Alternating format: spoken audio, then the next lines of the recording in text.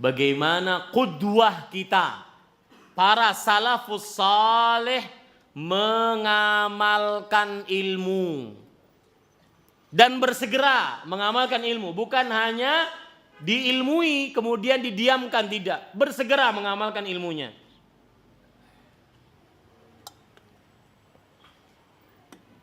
Lihat, ada hadis ajib luar biasa.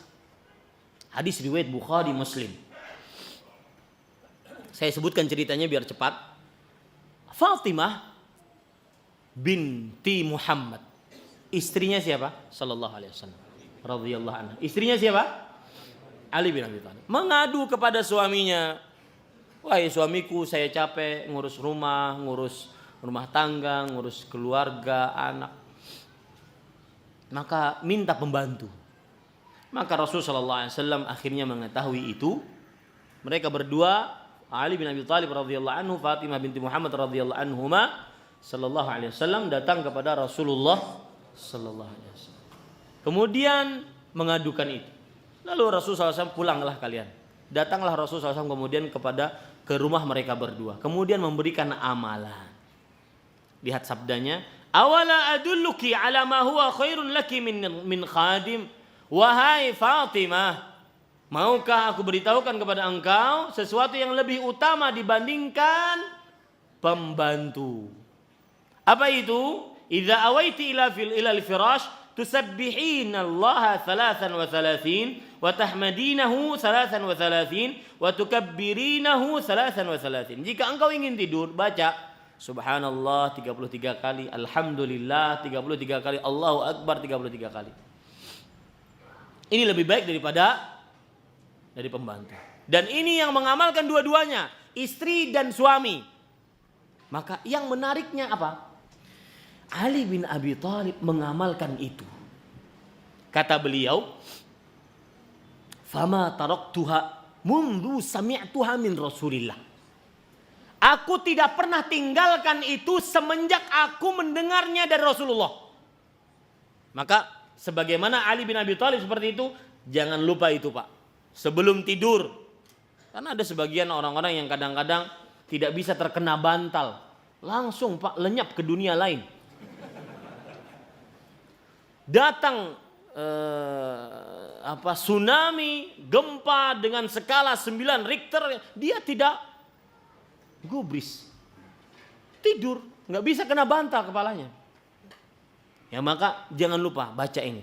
Sebagaimana Ali bin Abi Thalib, aku tidak pernah meninggalkannya semenjak aku mendengar dari Rasul sallallahu alaihi wasallam. Maka kita pun bertekad, kita tidak akan pernah meninggalkannya. Kapan? Semenjak kita mendengar hadis ini. Nah, yang menarik, ketika beliau mengucapkan hadis ini, ada yang hadir di majelis itu. Yang hadir bertanya, "Wahai Ali, wala lailatas siffin, apakah engkau tidak pernah meninggalkan bacaan itu setiap malam sebelum tidur, meskipun itu ketika peperangan Siffin?" Apa itu peperangan Siffin? Ali bin Abi Thalib melawan siapa? Ditakdirkan pada waktu itu melawan kelompok Muawiyah. Peperangan apa? Siffin. Perang antara hidup mati. Tapi beliau mengatakan, ya, wala lailatas Siffin. Aku bahkan tidak meninggalkannya di malam peperangan Siffin. Lagi genting-gentingnya. Ini yang luar biasa. Dan itulah kebiasaan para sahabat. Ilmunya diamalkan. Pohonnya apa? Berbuah. Ini para ikhwan yang dirahmati oleh Allah Subhanahu wa ta'ala. Lihat lagi hadis dari Ambasah bin Abi Sufyan. Beliau mendengar riwayat dari Ummu Habibah. Ummu Habibah mendapatkan riwayat dari Nabi Muhammad sallallahu alaihi wasallam yang berbunyi, "Man shalla 12 raq'ah fi yaumin wa lailah bunya lahu bihinna baitun fil jannah." Hadis riwayat Imam Imam Muslim. Perhatikan baik-baik. Ini ajib juga, ini luar biasa juga ini. Ummu siapa tadi? Ummu Habibah. Sedikit penulisan hadis. Sebagian para penulis ilmu, penuntut ilmu itu nulis dalil cuma Al-Quran. Quran surat sekian, ayat sekian. Enak, tapi hadis ditinggalin. Jangan, hadisnya jangan ditinggalin. Hadis riwayat Muslim, tulis hadis riwayat Muslim dari sahabat Ummu Habibah. Cara menulisnya bagaimana? Nggak bisa nulis Arab, Ustaz. Maka tulis isinya. Isinya bagaimana? Ummu Habibah bercerita, sami'tu Rasulullah sallallahu alaihi wasallam yaqul. Aku pernah mendengar Rasul sallallahu alaihi wasallam bersabda, "Man shalla itsnatai asyrata rakaah." Barang siapa yang salat 12 rakaat di setiap hari dan malam, niscaya dibangunkan untuknya dengan sebab salat tersebut sebuah rumah di surga. Yang disebut akhirnya salat apa? Rawatib, ba'diyah, qabliyah. 2 rakaat sebelum subuh, 4 rakaat sebelum zuhur, 2 rakaat setelah zuhur, 2 rakaat setelah maghrib, 2 rakaat setelah isya. Ya, ini namanya salat rawatib. Kemudian Ummu Habibah berkata, "Fama taraktuhunna mundu sami'tuhunna min Rasulillah." Aku tidak pernah meninggalkan 12 rakaat tersebut semenjak aku mendengar dari Rasulullah. Baik. Ummu Habibah. Yang meriwayatkan dari Ummu Habibah siapa? Ambasah. Ya, jadi Rasulullah meriwayatkan kepada Ummu Habibah. Ini Rasulullah meriwayatkan kepada Ummu Habibah. Ummu Habibah meriwayatkan kepada apa? Ambasah. Ambasah berkata, "Ma taraktuhunna mundu sami'tuha min Ummi Habibah." Aku tidak pernah meninggalkan 12 rakaat tersebut semenjak aku mendengar dari Ummu Habibah. Kemudian Amr ibn Aus, Ambasah meriwayatkan kepada Amr ibn Aus. Amr ibn Aus mengatakan, "Ma taraktuhunna mundu sami'tuhunna min Ambasah." Aku tidak pernah meninggalkan 12 rakaat tersebut semenjak aku mendengar dari Ambasah. Jadi terus berkaitan, begitulah para salafus saleh. Ya, kemudian An-Nu'man bin Salim. Amr bin Aus meriwayatkan kepada Nu'man bin Salim. Nu'man bin Salim mengatakan, "Ma taraktuhunna mundu sami'tuhunna min Amr ibn Aus." Aku tidak pernah meninggalkan itu semenjak aku mendengar dari Amr ibn Aus. Subhanallah.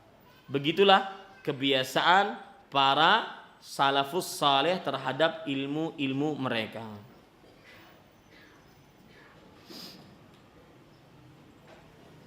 Lihat lagi cerita bagaimana para salafus saleh bersegera meninggalkan yang haram. Ya, nggak nunggu-nunggu. Yang tahu riba haram tinggalkan hari ini. Yang tahu kerja di bank konvensional haram tinggalkan hari ini. Ustadz, mertua saya nanti marah. Ustadz, orang tua saya marah, murka besar. Murka mana? Allah dengan orang tuamu. Jangan sampai jadi pohon yang tidak berbuah. Ini para ikhwan yang dirahmati oleh Allah Subhanahu wa taala. Lihat.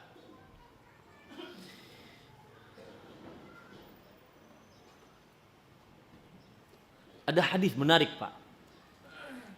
Ini hadis menunjukkan meskipun orang sudah bertobat, tapi karena kebiasaan maka akhirnya tetap biasa.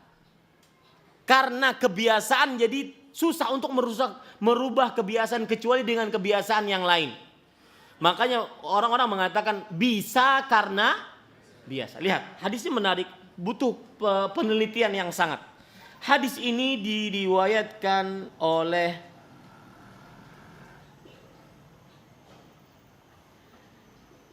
Umar bin Khattab radhiyallahu anhu. Beliau mendengar Nabi Muhammad sallallahu alaihi wasallam bersabda, "Innallaha yanhaakum an tahlifu bi abaikum." Allah melarang kalian untuk bersumpah dengan menyebut nama-nama bapak kalian. Ini kebiasaan orang Arab. Ya, bersumpah dengan menyebut nama-nama bapak-bapak kalian. Ini kebiasaan orang Arab. Maka dilarang dalam Islam. Maka Umar mengatakan setelah mendengar hadis ini, "Fa wallah ma halaftu biha mundu sami'tu Nabiy sallallahu alaihi wasallam dzakiran. Demi Allah, aku tidak pernah bersumpah dengan nama-nama bapak, nama keturunan semenjak aku mendengarnya dari Rasulullah sallallahu alaihi wa ala alihi wasallam. Yang lebih luar biasa, ternyata ada perkataan seorang sahabat, wan nabi, kata dia, lan ahlifa bin nabi ba'dal yaum. Demi nabi, aku tidak akan bersumpah dengan nama nabi setelah ini. Yang gak perhatian gak paham.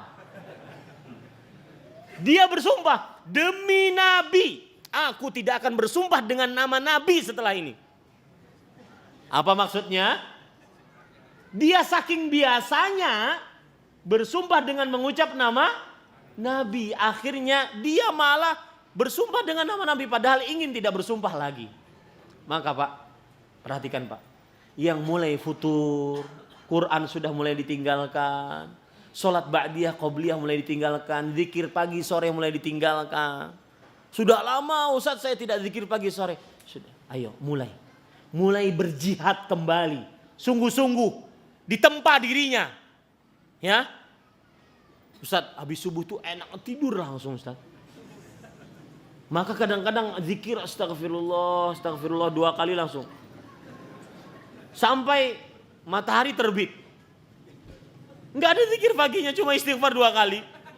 Itu hari pertama enggak apa-apa, terus. Jangan terus sekali lagi, jangan. Ya, tapi coba lakukan. Ustaz, dulu saya sholat malam, ahli sholat malam Ustaz. Tapi kok sekarang gak pernah sholat malam. Coba bangun 5 menit, 10 menit sebelum azan, ambil wudhu sholat. Baru takbiratul ihram, Allahu Akbar, aduh. Baru takbiratul ihram, sudah azan subuh. Gak apa-apa, terus besok. Terus lagi, terus. Coba uji.